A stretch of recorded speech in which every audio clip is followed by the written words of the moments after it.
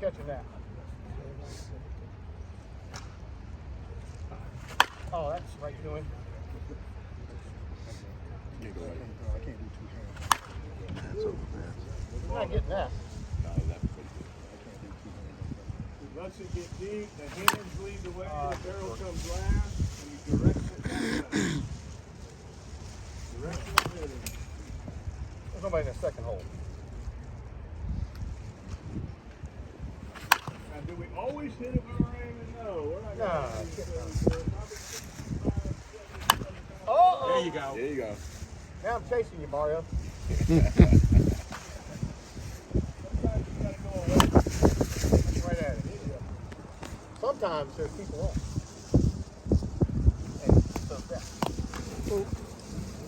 Runners on. Now it's time to go yard. Watch your putt.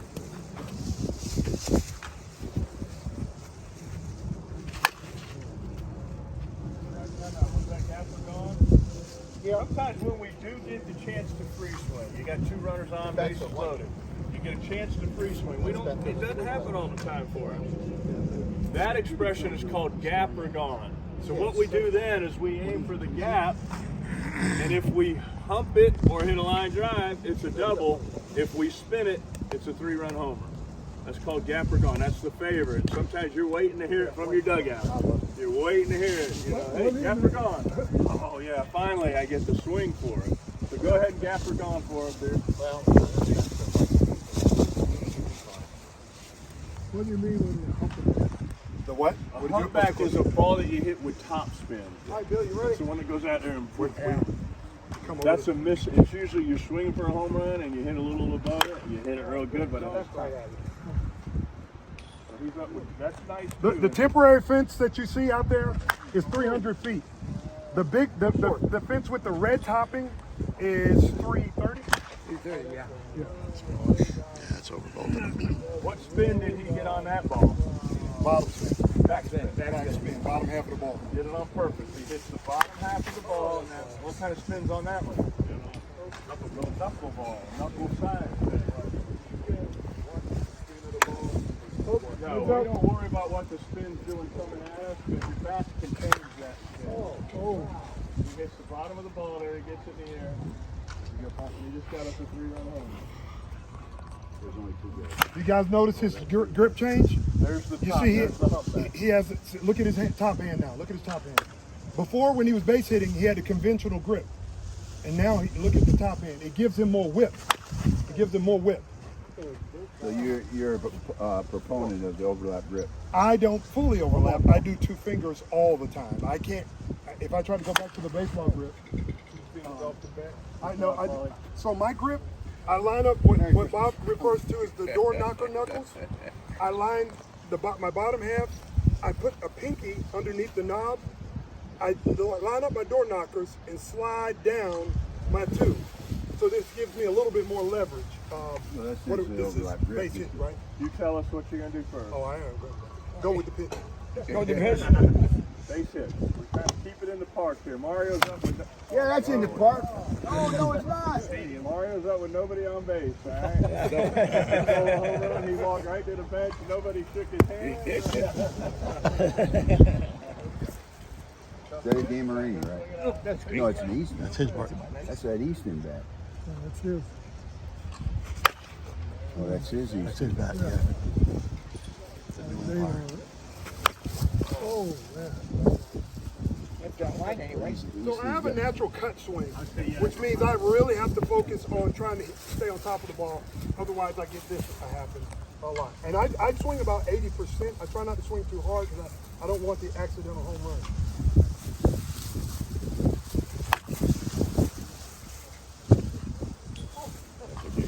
I'm just thinking the same thing. Now, when you say you don't swing too hard, how do you make that adjustment from? Just swing easy. I don't try to load and kill the ball. It's You the watch. speed of Yeah, your my attack, hands right? are just kind of fast, but I try not to really. You'll know when I try to get into it because I made like really good, get big with my bottom. Think of the golfers. If you've ever taken a lesson with a pitching wedge, there's a 3/4 pitching wedge, there's a half pitching wedge. So even the golfers, they'll have a little different tempo. different intensity levels. So if you got a pitching wedge and you're only hitting at 50 yards, you're not going to take that full swing of the pitching wedge. You take a 50% pitching wedge, and then at 75 yards you take a 3/4 swing, and then at 100 yards you take a full swing. That's what he's doing here. When he's trying to keep it in the yard, he's turning the intensity level down just a little bit. All right? That's a great explanation. We never want to swing at 100%. I refer to listening to music.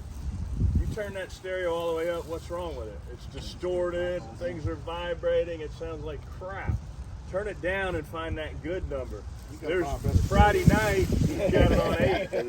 Right? Wednesday night, you got it down on 4. Don't you? So your intensity level changes on what you're trying to do.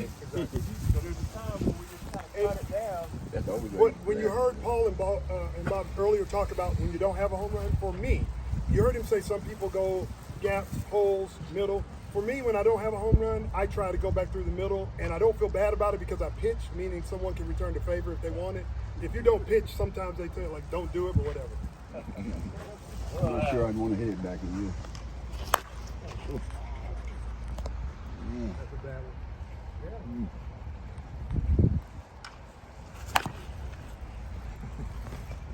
We actually do have pressure at our level. So just keep the ball in the front. That's a nice one there.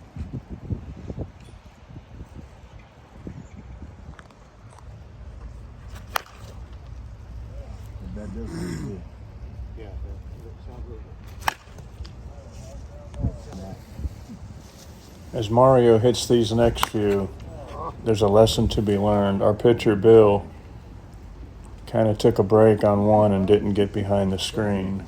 He's okay, but let this be a lesson if you're throwing batting practice. You got to stay behind the screen. Dude, get behind that. That's why you got the screen there. So one thing you didn't. That's what old guys pitching do.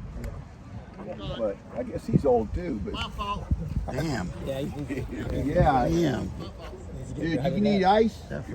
That was hit hard, dude. Yeah, very hard. Go get some ice. All right, stop there. Yeah. You gonna walk it.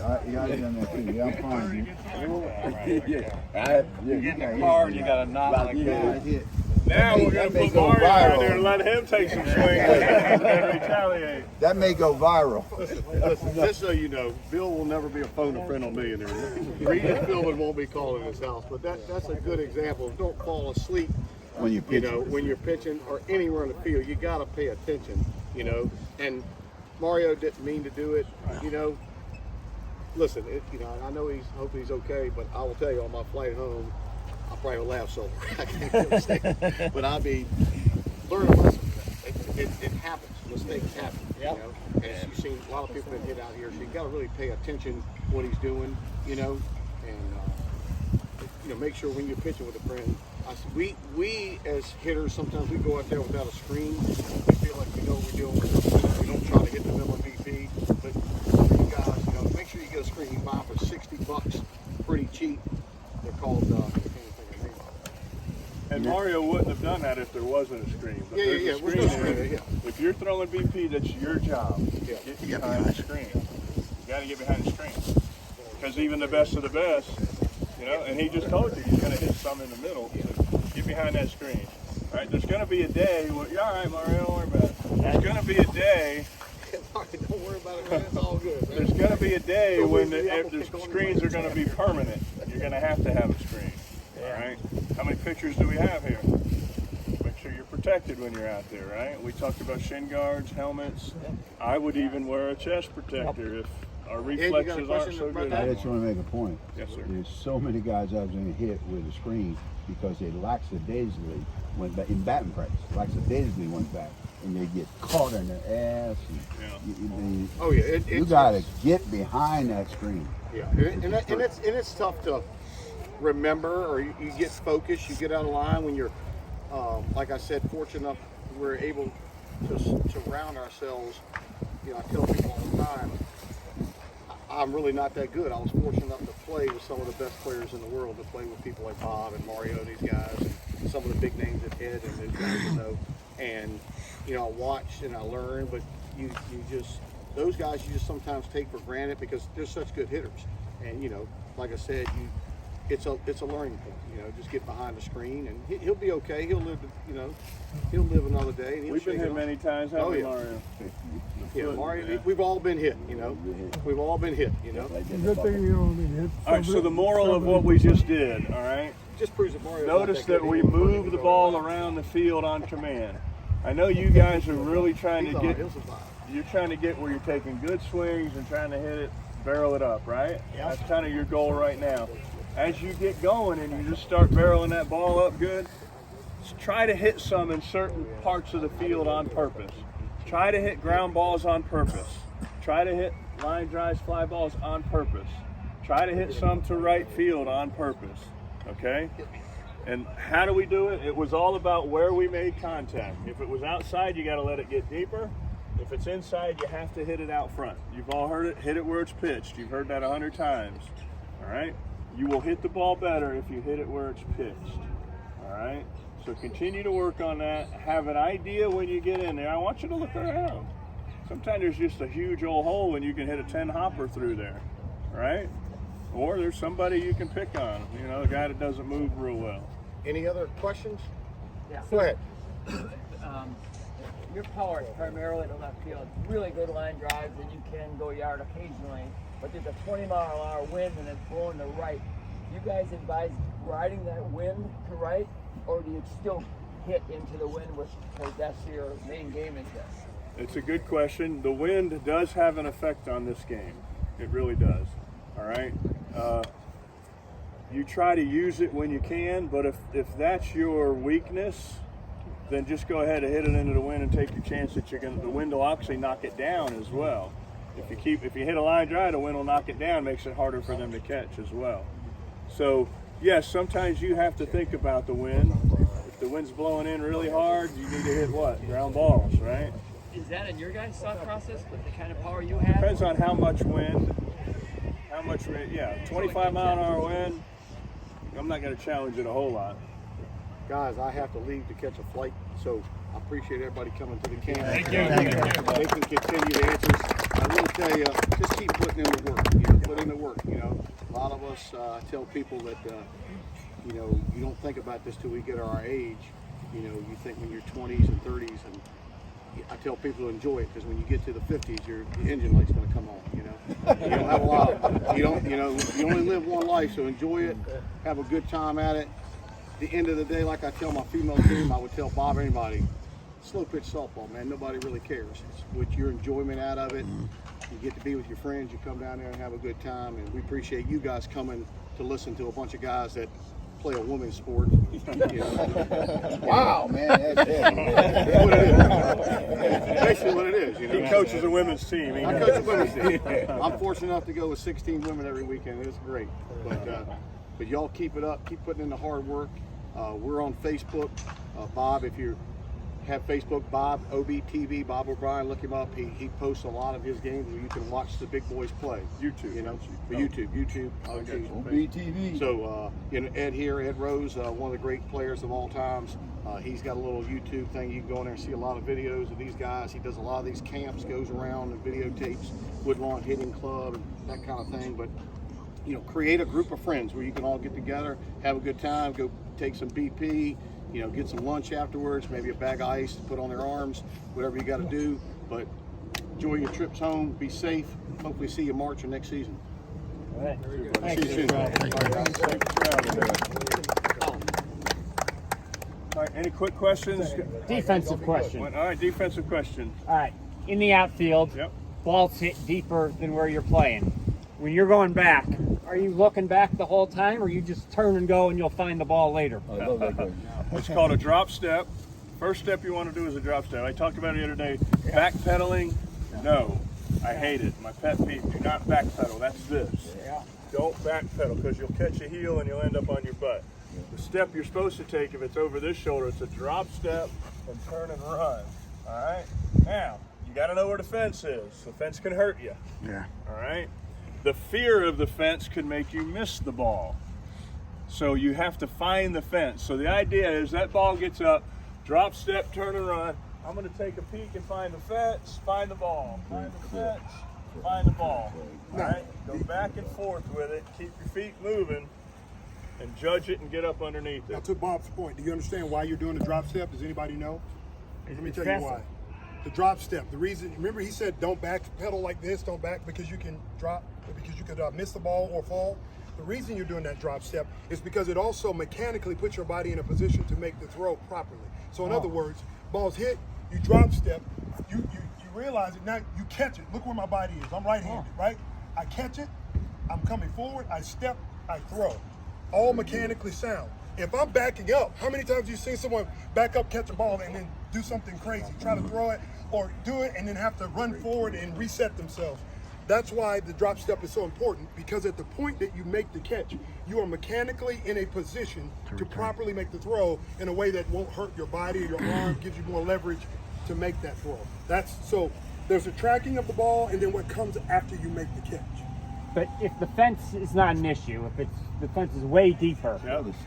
would you still watch the ball the whole time, or can you take your eye off it because you know it's way over you? So listen. If you're playing real Go hard shallow deep, and that yeah. fence is no problem, then Yeah. you just keep your eye on it. And understand this too. Remember we talked about earlier, there are no absolutes. Remember that? There are no absolutes.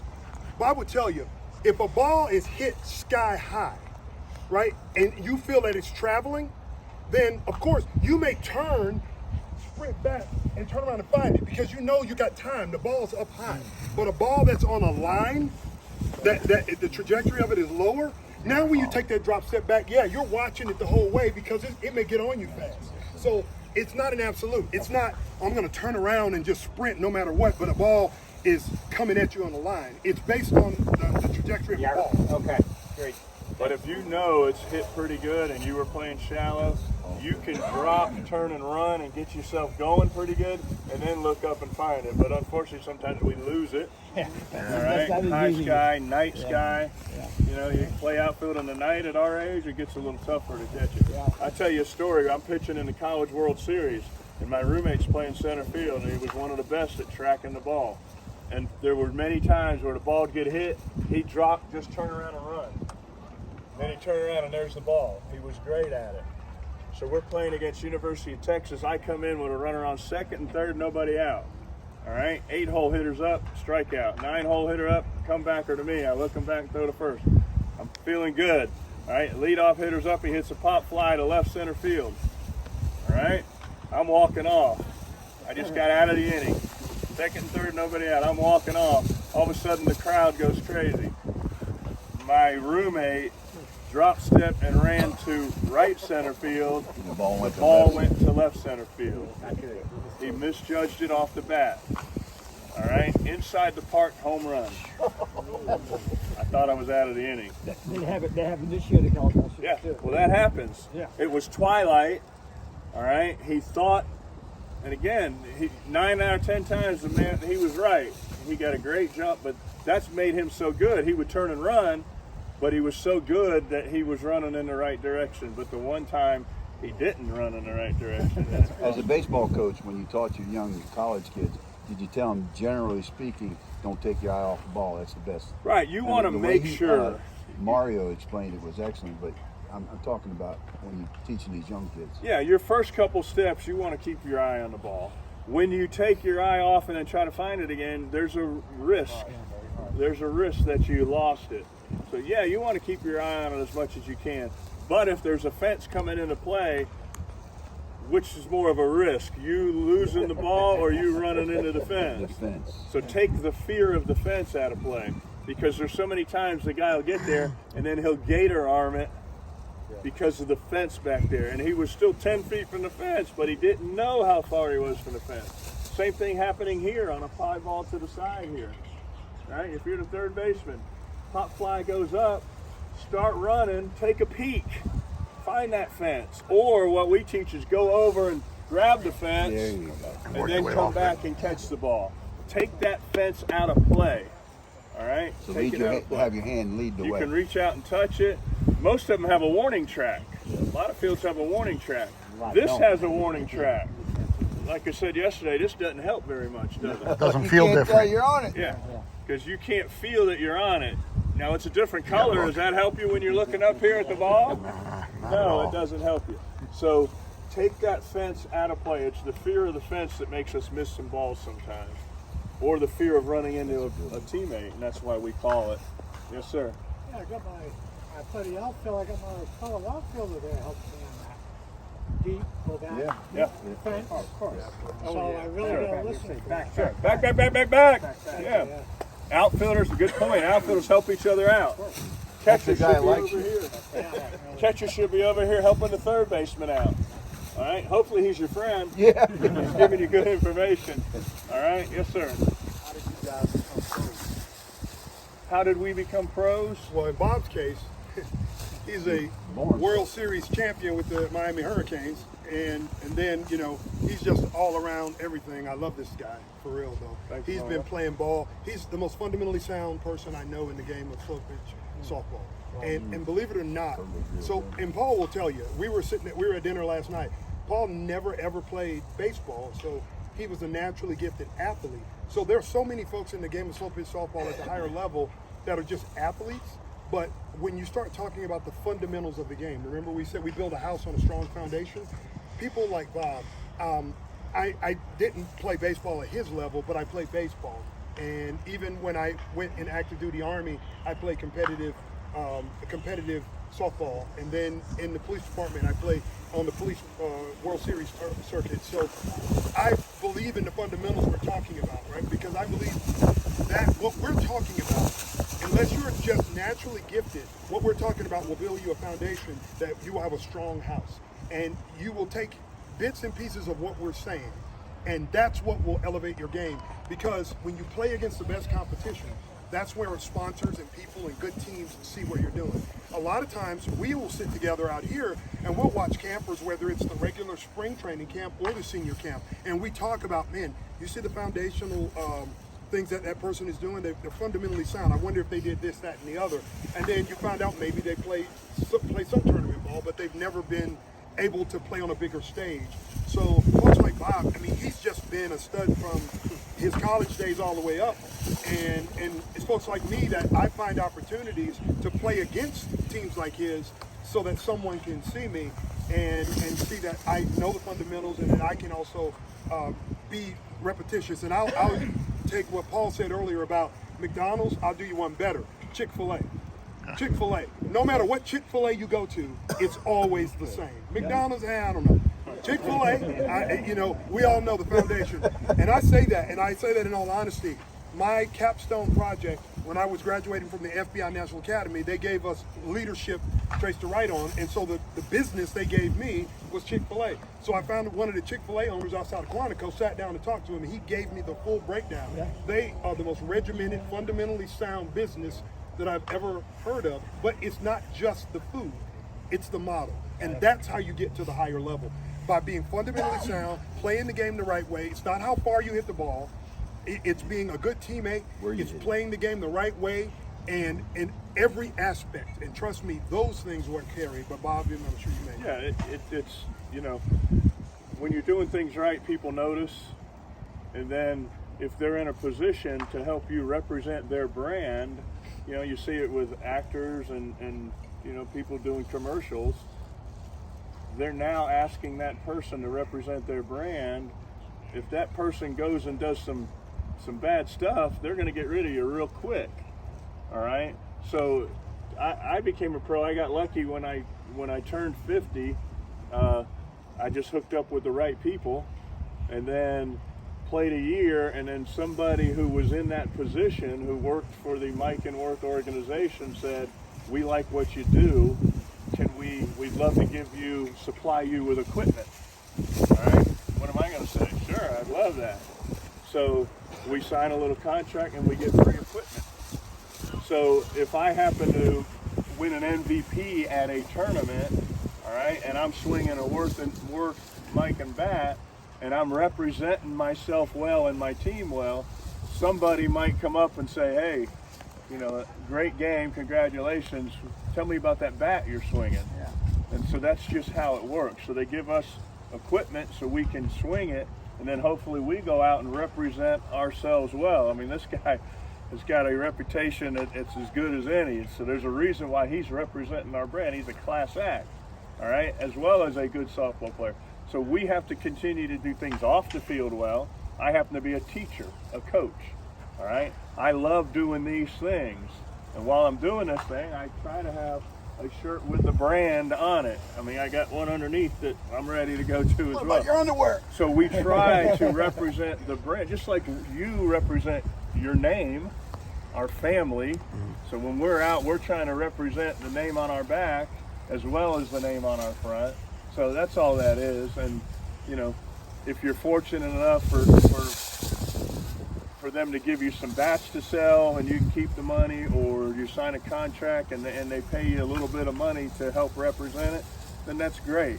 All right, but that's all that is. The pro thing, we're not making $2.5 million a year and bitching about that like some of these professional baseball players. But just continue. That's all that is. And then whenever we get the opportunity, we like to come out and represent the brand. And we hope that what you're seeing makes you want to go and maybe buy a word. We tease you about it, but Paul's representing DeMarini, got his name on a bat, and all that good. That's good stuff. And we want you to say, man, I like those guys. Maybe I'll try when I have a decision to make on a bat. Maybe you'll go to a Worth because it's got Mario's name on it, and it's a pretty damn good bat. And I've ordered me a Mario Foster bat to put one in my bag. So that's all that is, all right? But then we do try to, whatever expertise we have, we try to share it with others, and then we put it on Facebook, Let me stop social you right media. there. I got to get something in here Okay. for my video and for these guys. Okay. I do a lot of this, and I know a lot about softball. There's a lot of guys that play softball and play softball players that can't explain it. These two gentlemen, and I know Bob for a long time, we talk to him all the time. Mario I just met, but what they say is spot on and well said. You're getting your money's worth listening to two guys. They explain it real well, and that's my input for this video. Thank you. Appreciate that. All right. One more question. So I feel like I'm feeding through a fire hose. A lot of great information, right? And I'm trying to figure out, all right, how do I break this Great down? question. Do I the was one or gonna two things. say something. We threw a lot at you. All right. Yogi Berra once said you can't think and hit at the same time. Right now, every single one of you is getting in the box and you're thinking and thinking and thinking. Listen, we don't want you to fix 10 things at once. We want you to fix. There's an expression: swallow the largest frog. All right. Who said that? When you Swallow go the largest frog? well, something like that. How do you eat an elephant? One bite One in. bite at a time. That's better. But anyway, the other one is tackle the biggest project first, and then the rest of them become easier. All right. Don't save that biggest one for last because you'll never get to it. Yeah. All right. You procrastinate and you put it out there. So find out what you think your first problem is. Is it dropping my hands? Is it my stride? And then tackle that first. Fix it. When I tried to play golf, all right, golf and softball don't mix. So when I do go play golf, there's two triggers, two things I have to tell myself.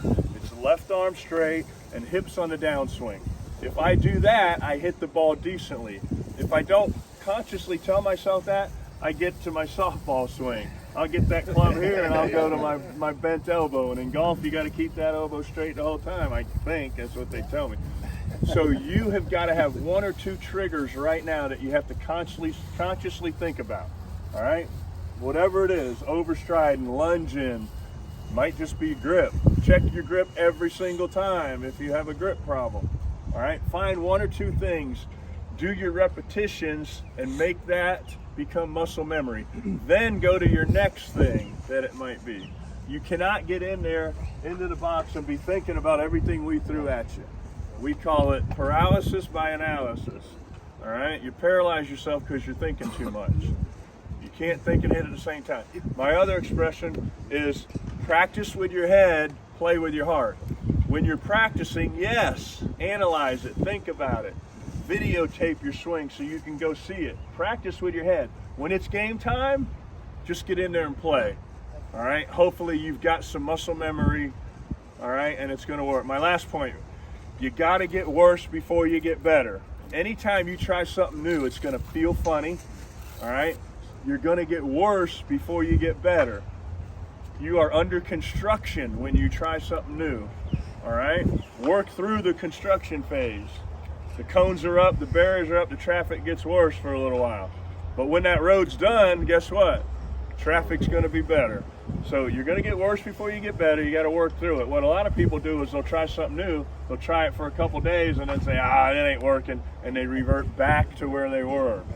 You don't get better by doing that. Okay? Got it? Think of it like a list, right? You have a list of things you need to do. You can't do them all at once.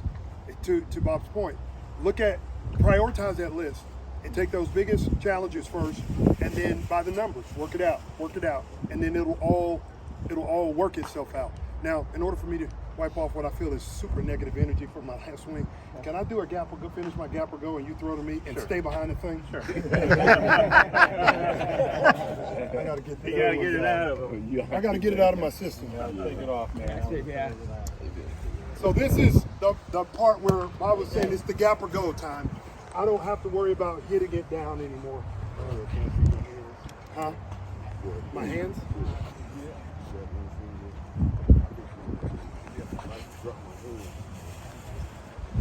So if I have 10 swings, for the benefit of the group, if I have 10 swings at gap or go moments, what is a good percentage of those swings to be gone that demonstrates proficiency in that moment? That's a good point. Did everybody hear what I said? 10 swings, and Coach Bobby said, hey, gap or go. So if 10 times I was given the gap or go green light, what's a good percentage of those, if they go, that he would consider the coach good? You mean for the home run or the gap? For the home run. Okay. There's a lot of times where, again, we don't get that free swing moment very often.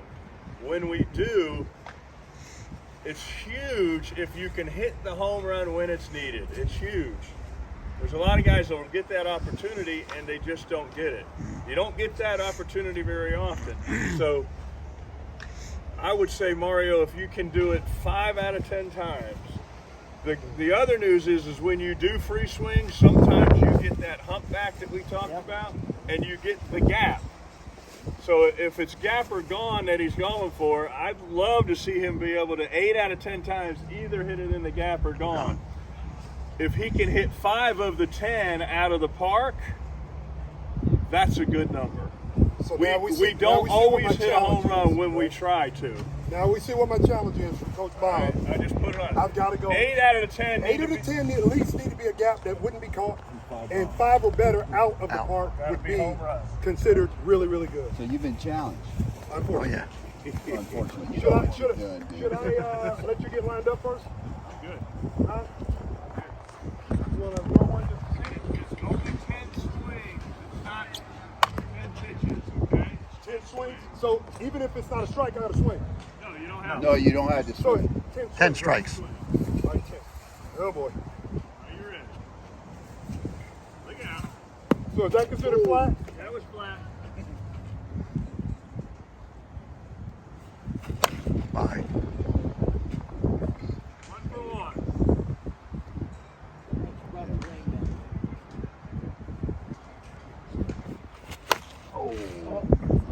Good. He's throwing the ball. 1 for 2. 1 for 2. Still high, so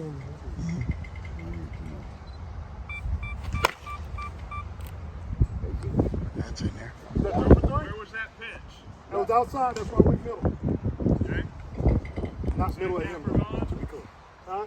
Was that gap? Got a hit out of that? That was a humpback. Oh, yeah. Humpback over the. Rather than try to lift it, it was outside. I went over top. 2 for 3? 2 for 3. Bye-bye. 3 for 4? 3 for 4. Just want to tell you here that the Mario Foster Easton bat that he's swinging now broke during this display here because it was used by a lot of campers. This is day 3 of the camp, and there were 3 of his bats out, a 26, a 27, and a 28. and everybody was swinging it because it's a really good bat.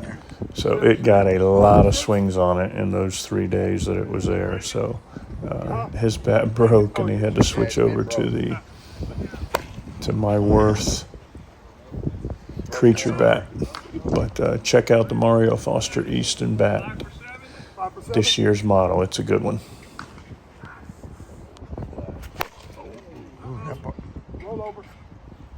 Done. That's done. Yeah. That's done.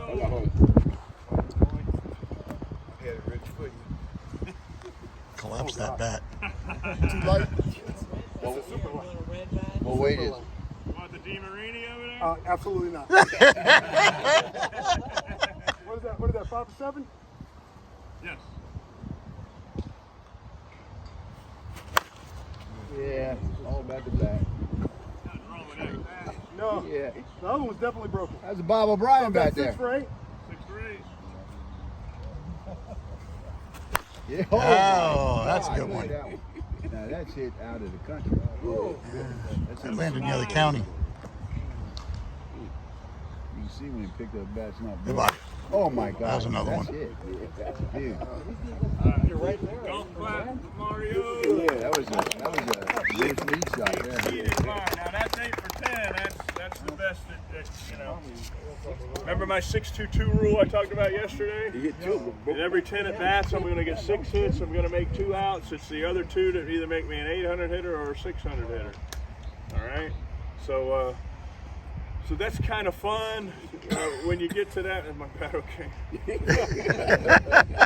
When you get to that level, it's more. It's not all about just barreling it up. We still have an idea of what we're trying to do with it. But that's what we want you guys to do. Try to keep it simple, though. All right, you guys get your feet on the ground, rotate. Those are the 2 major things. Get your feet down and rotate. All right. You start doing that, you're going to be good to go. Then you can start working on your hands. Then you can get precise on grounder, fly ball, pull it, go with it. All right, all that stuff works. But get your foundation built first. Get your feet right. The stride, don't let the stride get you in trouble. All right, get those hips through. Hit that ball out in front, and have fun with this game. Not everybody's going to be an 800 hitter. Not everybody's going to be a 700 hitter. You know, you want to do the best you can, but the biggest thing is to have fun with your friends. All right, this game of softball gives us a reason to get in the weight room. It gives me a reason to get on the floor and stretch while I'm watching TV. All right, it gives me a reason to go walk for 30 minutes a night. All right, with the wife, the kids, whoever. It gives us a reason to get out of bed. I love knowing that on 3 weekends from now I get to go play softball. It gives me a reason to. We've got to have something to look forward to in our lives, right? And like Paul said, we are a twisted ankle away from being done with this thing. Or really, we're a doctor's visit away from being over with. All right? So enjoy it while you can. Don't take it so serious. If you're throwing bats and beating your wife when you get home, then don't play the game. All right? You're kicking your dog when you get home, then don't play the game. Enjoy the game for what it is. All right? It is only a game, so don't take it that serious. And then if we're ever, if you're at a tournament and you come up and say hi to us, and we'd love to hear from you. But have fun with it. Just have fun with it. Take these tips. Try to get a little bit better, and we all know it's more fun to win, right? But it's okay to lose. It's okay to lose, especially a senior softball game. It's okay. So my closing comment, guys, is I appreciate everyone being out here. I love being able to come out to impart knowledge, to help. Hopefully you see my passion for giving back. Hopefully I'm doing that, and if not, let me know and I'll work harder. It's about giving back. It's about sharing knowledge. Because one of the things that Bob talked about yesterday, and I seem like I keep getting this wrong, you're either getting better or you're getting worse, but you can't just stand still. In my profession, I can't tell you the amount of time at our age, guys retire as cops, and then someone will call me back and they'll be like, "Hey, Chief, did you know Lieutenant such and such, Sergeant such and such died?" just because they stop working. Us being here, us moving, us doing something, it keeps us alive. It keeps us alive, believe it or not. And that's huge. It makes me feel great when I talk to someone and they're like, yeah, I'm 70 something years old. And I'm like, that means I'm going to be doing this for a little bit longer. Now, unfortunately for me, I the 70-year-old pitching to me, but I tell you what, keep moving, keep moving, keep moving, keep doing this, because it's so important for your health, for your well-being, mentally as well as physically. And I just thank you for the opportunity, the honor of working with you, being able to be here, and the fact that you're willing to listen to us and allow us to impart what we feel we have to give on you. So just thank you, and we look forward to continuing to do this. And if you see us anywhere out in the open, social media, whatever, you know, Bob has OBTV on his YouTube channel. He's also on Facebook. I have a YouTube channel, but I'm not as active as Bob is, but I have some videos that are up, as well as I'm on other social media platforms. Look us up. We'll answer every question you can. Trust me, that's the highlight of my day, other than dealing with like homicides and stuff. When I'm sitting at my desk and I'm like, ooh, somebody inboxed me. So, you know, it's good times. But anyway, in all seriousness, I appreciate you all. Thank you for having us. Thank you so much. All right, thank you, sir. All right, let's wrap it up. Thanks for watching our video. We enjoyed doing the 2024 Softball Magazine Senior Camp. Come back and see us again.